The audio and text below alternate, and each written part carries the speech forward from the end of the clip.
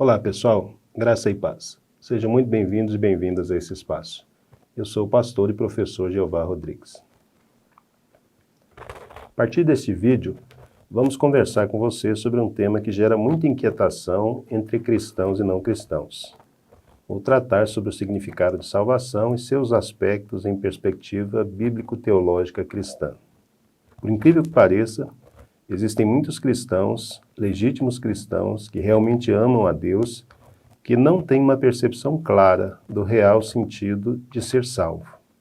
Isso tem levado muitos a viverem sua vida cristã num contínuo esforço para alcançar a salvação, como se a salvação pudesse ser alcançada pelo nosso próprio empenho.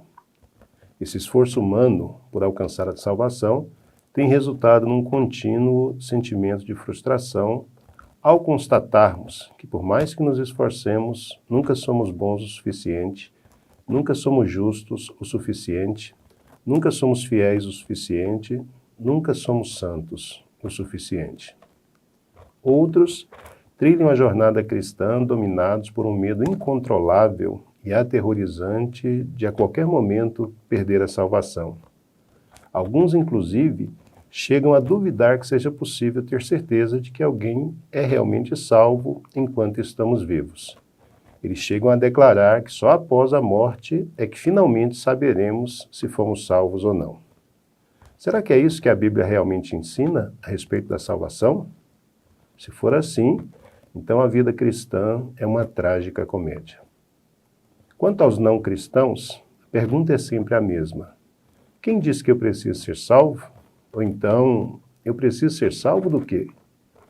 Antes de tratarmos especificamente acerca da salvação, é necessário apresentar uma síntese sobre a real situação em que os seres humanos encontram-se diante de Deus. Se os conteúdos que nós temos publicado neste canal têm abençoado a sua vida, inscreva-se agora mesmo e não deixe de compartilhar esses links com seus amigos. Deixe o seu like e registre os seus comentários. Será um prazer interagir com você. Se você ativar o sininho, você será informado de cada nova publicação do nosso canal. Vamos juntos alcançar o maior número de pessoas possível. Conto com seu apoio e divulgação. Dito isso, voltemos ao assunto da nossa prosa de hoje. O que a Bíblia diz sobre a nossa real condição diante de Deus? Para responder a essa pergunta, quero convidar você a tomar um café comigo e a me acompanhar até o final desse vídeo nesses 2 dedos de prosa sobre teologia.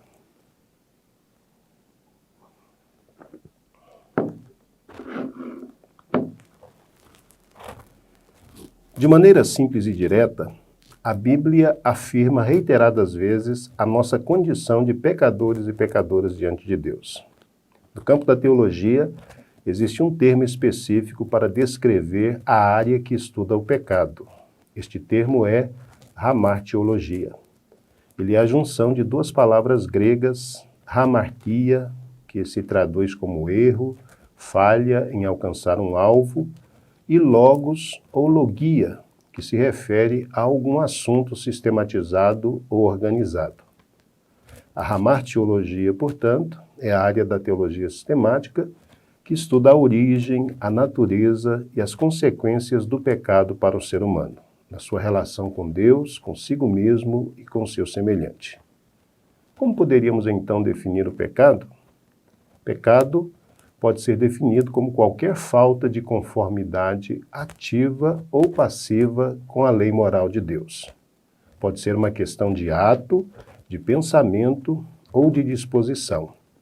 Daí o sentido da palavra grega hamartia, que se traduz como pecado, que significa errar o alvo. Dito de outro modo, pecado é a incapacidade de viver de acordo com o que Deus espera de nós, quanto ao que fazemos, pensamos ou somos. Um exemplo clássico no Novo Testamento, para perceber a amplitude do conceito de pecado, pode ser encontrado em Mateus capítulo 5, versos 21 e 22. Lá Jesus está tratando com escribas, fariseus, doutores da lei, a respeito dos mandamentos de Deus e de suas interpretações. E no capítulo 5, versículo 21, Jesus traz à memória deles um mandamento bem conhecido de todos, inclusive um dos 10 mandamentos. Jesus diz a eles, vocês têm dito que a lei de Deus diz para não matar e que se alguém matar será réu de juízo. No versículo 22, Jesus diz aos discípulos: eu, porém, digo a vocês que se vocês se encolarizarem sem causa contra o seu irmão ou chamarem de louco, vocês já serão réus de juízo. Então, na perspectiva de um escriba, de um fariseu, de um doutor da lei, o pecado, de fato, seria a concretização de um ato. Se você matar, você será réu de juízo.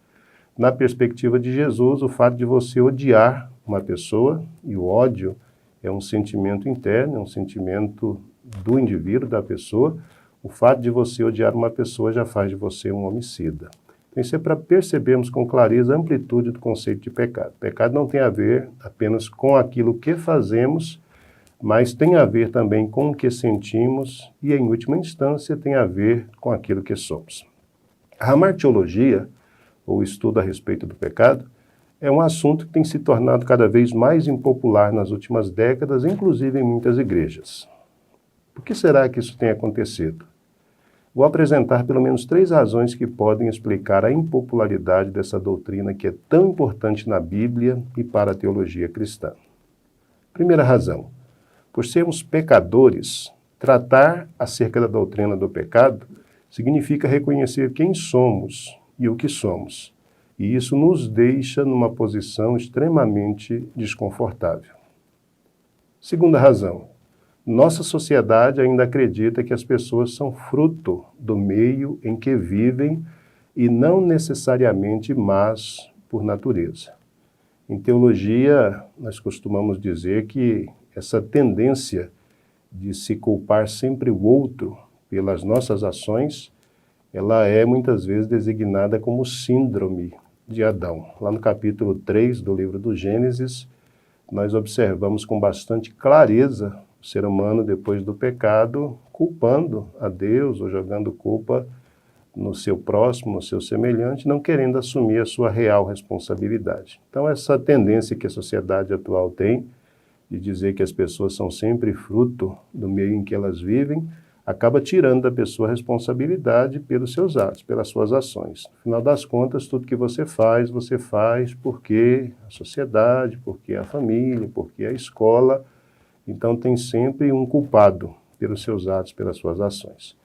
A terceira razão: muitos cristãos não conseguem diferenciar pecado no singular como condição em que a pessoa se encontra, algo relacionado à natureza de todas as pessoas, com pecados, que são atos errados, isolados, que as pessoas costumam cometer. O que a Bíblia ensina sobre o pecado? A Bíblia diz pelo menos 3 coisas importantes acerca do pecado que nós deveríamos prestar bastante atenção. A primeira delas: Deus não é autor do pecado. Tiago, capítulo 1, versículos de 13 a 15, resume bem essa fala, essa premissa que eu acabei de apresentar. Tiago diz o seguinte: ninguém sendo tentado diga, de Deus sou tentado, porque Deus não pode ser tentado pelo mal e a ninguém tenta. Mas cada um é tentado quando atraído e engodado pela sua própria concupiscência. Depois, havendo a concupiscência concebido, dá à luz o pecado, e o pecado, sendo consumado, gera a morte. De acordo com Tiago, cada um é responsável pelas suas escolhas. São as nossas escolhas pessoais, as nossas escolhas individuais, e as consequências delas é que são apontadas aí nesse trecho da fala de Tiago. Então, sempre que se pensa em pecado, a primeira coisa importante que a Bíblia trabalha, que a Bíblia trata, é exatamente essa. Deus não é responsável pelo pecado. O ser humano é quem faz as suas escolhas e depois precisa assumir responsabilidade por elas. A segunda coisa importante que a Bíblia ensina a respeito do pecado é que o pecado teve a sua origem no mundo angelical. Nós temos algumas referências das Escrituras que apontam para isso. Apesar de a Bíblia não tratar essa temática de forma clara, há uma série de referências que nos ajudam a perceber por implicação essa verdade. Nós temos, por exemplo, João capítulo 8, versículo 44, onde Jesus, de novo, falando com seus adversários, com os religiosos do seu tempo, que o questionavam, que questionava os seus ensinamentos, Jesus diz a eles: vós tendes por pai ao diabo, e quereis satisfazer os desejos de vosso pai. E aí Jesus diz para os judeus, diz para os fariseus do seu tempo, a respeito do diabo: ele foi homicida desde o princípio e não se firmou na verdade. Foi homicida desde o princípio e não se firmou na verdade. Porque não há verdade nele. Quando ele profere mentira, fala do que lhe é próprio, porque é mentiroso e pai da mentira.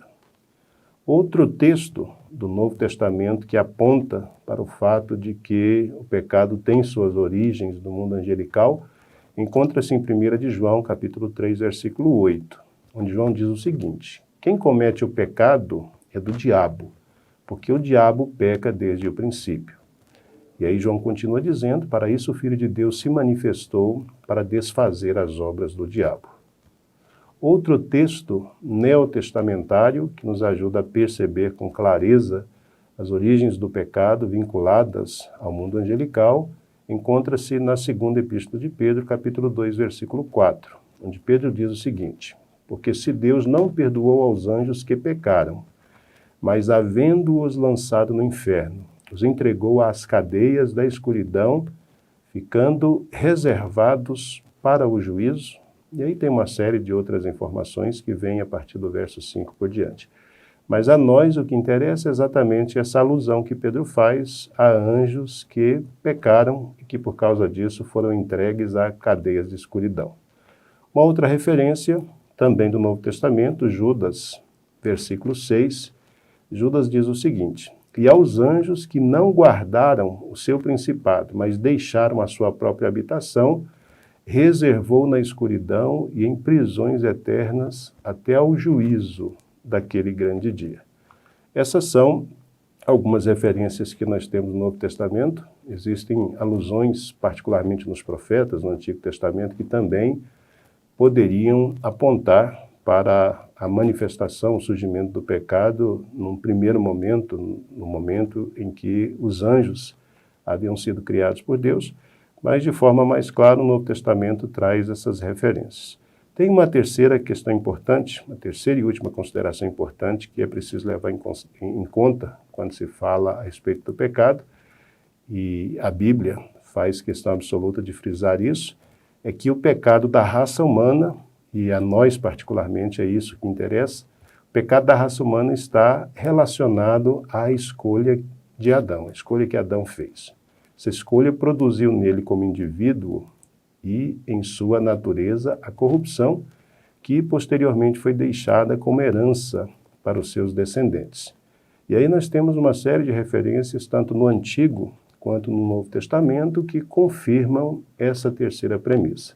A premissa de que o pecado entre os seres humanos ele está diretamente vinculado a uma escolha que o primeiro representante dos seres humanos, que Adão, fez. Por causa da sua escolha equivocada, da sua escolha errada, ele acabou se comprometendo e acabou comprometendo toda a humanidade. Gênesis capítulo 2, versículos 16 e 17 fazem alusão a esse momento na história da humanidade. O texto diz o seguinte, 2 do Gênesis 16 e 17. E ordenou o Senhor Deus ao homem, dizendo: de toda a árvore do jardim comerás livremente, mas da árvore do conhecimento do bem e do mal, dela não comerás, porque no dia em que dela comeres, certamente morrerás. O capítulo 3 do mesmo livro do Gênesis, versos 17 até o versículo 19, registram a postura que o ser humano assumiu diante dessa ordem que Deus anteriormente lhe havia dado. Infelizmente, o ser humano virou as costas para o seu Criador, não deu ouvidos à exortação que o Senhor havia feito, e 3, 17 e 19 em particular do Gênesis mostra o resultado desastroso de escolher desobedecer a Deus. O texto da Escritura diz o seguinte, Gênesis 3, 17 e 19. E a Adão disse: porquanto deste ouvidos à voz de tua mulher, e comeste da árvore de que te ordenei, dizendo, não comerás dela, maldita é a terra por causa de ti.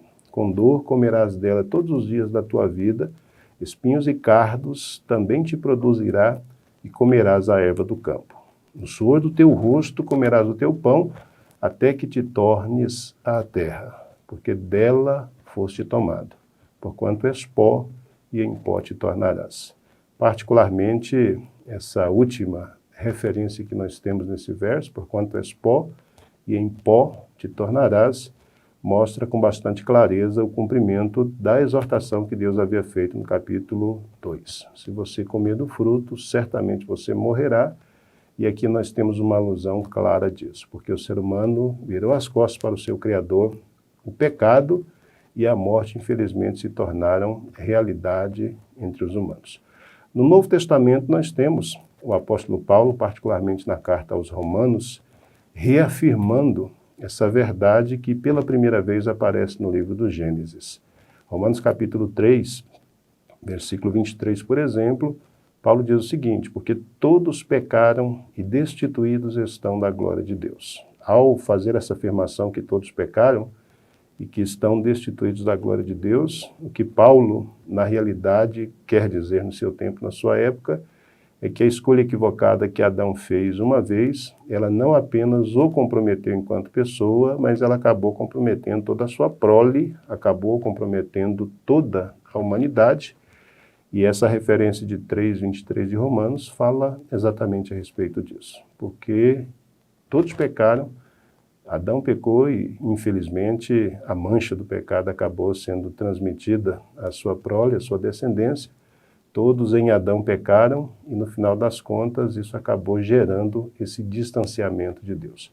Romanos capítulo 5, versículo 12, Paulo, uma outra vez, faz alusão a esse acontecimento registrado no livro do Gênesis, no capítulo 3, 5:12 de Romanos, Paulo diz o seguinte: portanto, como por um homem entrou o pecado no mundo e pelo pecado a morte, assim também a morte passou a todos os homens, por isso que todos pecaram. Romanos capítulo 5, versículo 18, a primeira parte desse versículo, Paulo continua dizendo o seguinte: pois assim como por uma só ofensa veio o juízo sobre todos os homens para a condenação, e aí o texto continua, mas nos interessa a ênfase que Paulo dá ao fato de que uma só ofensa, a escolha equivocada que o nosso pai fez com que o juízo se manifestasse a todas as pessoas, ou fez com que toda a humanidade se colocasse debaixo de condenação.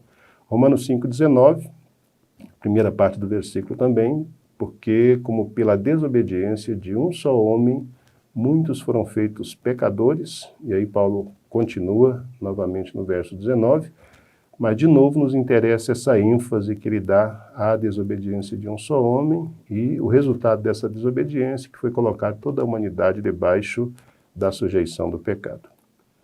Infelizmente, esse é o quadro geral e a situação em que se encontra a humanidade, distante de Deus por causa do pecado, distante do seu Criador por ter escolhido abandoná-lo e seguir o seu próprio caminho. Ao desobedecer e virar as costas para o seu Criador, o ser humano perdeu o relacionamento vital que tinha com ele. E quais foram as consequências desse ato? O pecado interferiu no relacionamento do ser humano com Deus, trouxe efeitos negativos sobre o próprio ser humano e afetou o seu relacionamento com outras pessoas. No que diz respeito ao relacionamento com Deus, o homem, por causa do pecado, caiu no desfavor divino, tornou-se inimigo de Deus.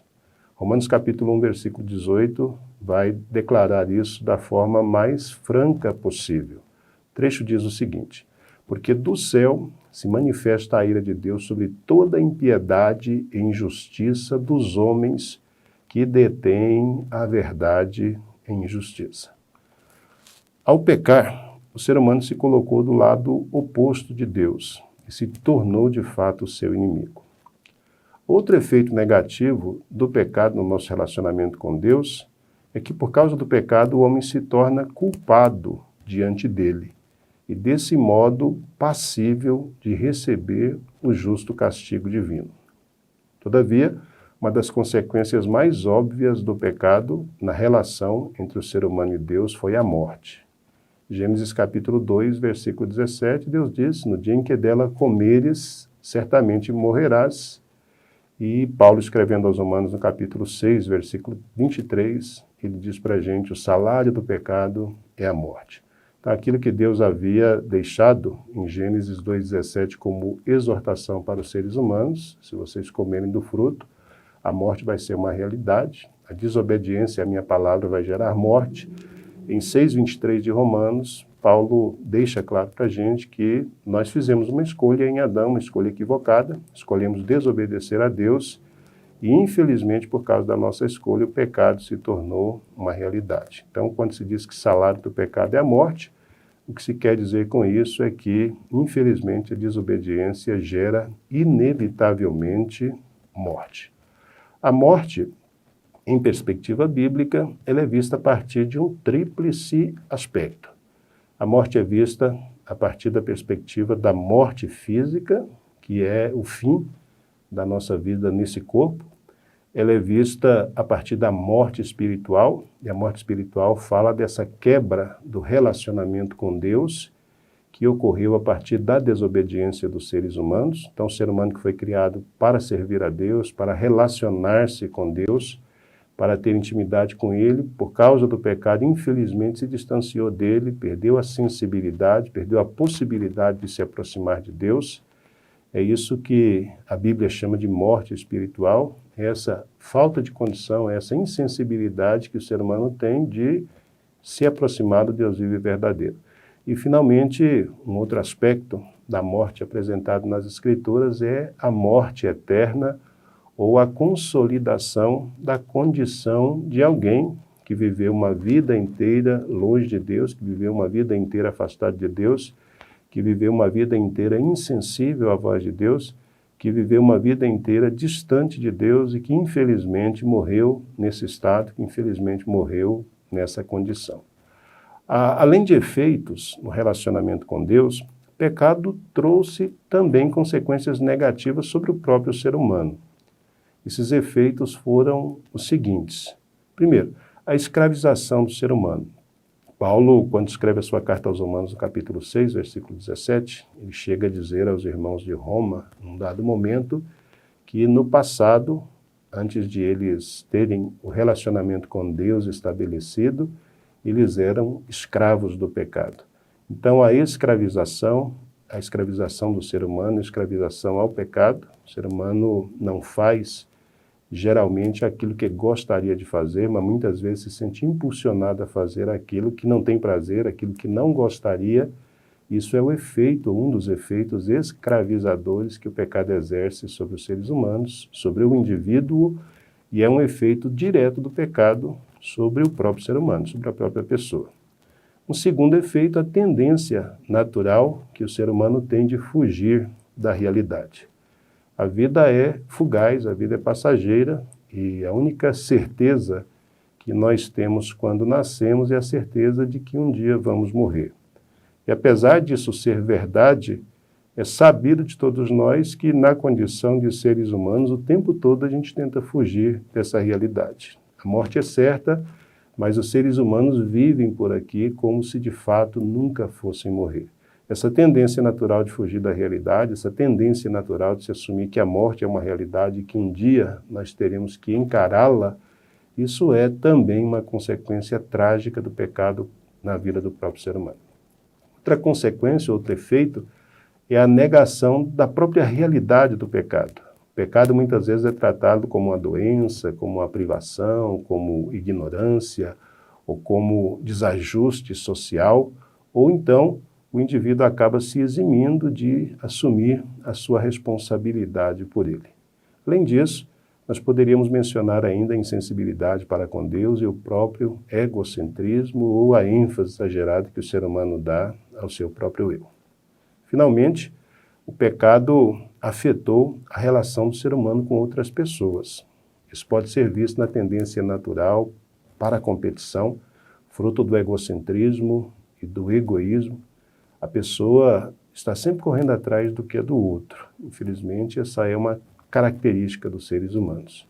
Outro efeito devastador do pecado na vida de um indivíduo que tem a ver com a relação entre a pessoa e o seu próximo, o seu semelhante, pode ser visto na incapacidade humana de ser empático. Infelizmente, nós somos incapazes de nos colocar no lugar do outro, por mais que exercitemos e que nos esforcemos para isso, nós somos incapazes de nos colocar no lugar do outro, de perceber a dor, o sofrimento, de perceber a angústia do outro, a fim de estender a mão, a fim de auxiliá-lo. Então, essa incapacidade humana de ser empático, isso é também um efeito negativo do pecado na vida da pessoa, que impede-o, ou impede-a de poder ter esse relacionamento saudável. Esse efeito negativo pode ser visto também na tendência natural de rejeição de autoridade. O ser humano, por natureza, ele não se submete pacificamente à autoridade. O ser é sempre um ser em rebelião, o ser é sempre um ser que está buscando a sua independência, que quer ser dono da sua própria vida, ser dono do seu próprio destino. E é claro que, em certa medida, isso é extremamente salutar, mas essa tendência natural de rejeição à autoridade, isso de alguma forma faz com que a gente se lembre do que ocorreu lá no Éden, no capítulo 3 do livro do Gênesis. Porque o ser humano não quis submeter à autoridade divina e preferiu escolher o seu próprio caminho, é que, no final das contas, ele acabou se perdendo e toda a humanidade com ele.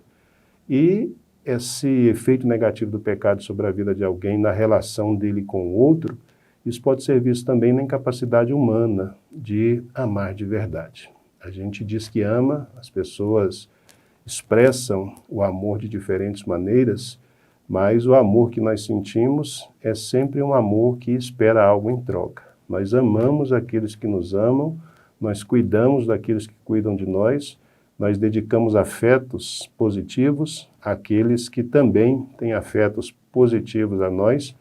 Então, a capacidade humana de amar é uma capacidade extremamente limitada. Amar de verdade vai muito além daquilo que nós geralmente conhecemos ou expressamos como sendo amor. Isso que eu disse para vocês até aqui é a real condição em que a humanidade se encontra. As pessoas estão distantes de Deus e, consequentemente, distantes de si mesmas e de seus semelhantes. E agora? Existe alguma possibilidade de resolver esse dilema no qual todos estão envolvidos? A resposta é um sonoro sim. O Criador providenciou um meio para resolver o problema do pecado e para restaurar o pecador, a pecadora, da condição de inimigo e inimiga de Deus para a condição de filho e filha dele. Esse meio se chama salvação. A salvação é um presente gratuito que o Criador oferece a toda a humanidade. Uma possibilidade real de reencontrar-se com Deus e, a partir deste reencontro, de redescobrir o real significado da nossa existência e do lugar do outro na nossa vida. Se esse é um presente gratuito, oferecido a todos indistintamente, como me apropriar dele? Esse será o assunto que abordarei nos próximos vídeos. Aguardo você no próximo encontro. Que o Senhor te abençoe e te guarde. Shalom. Paz.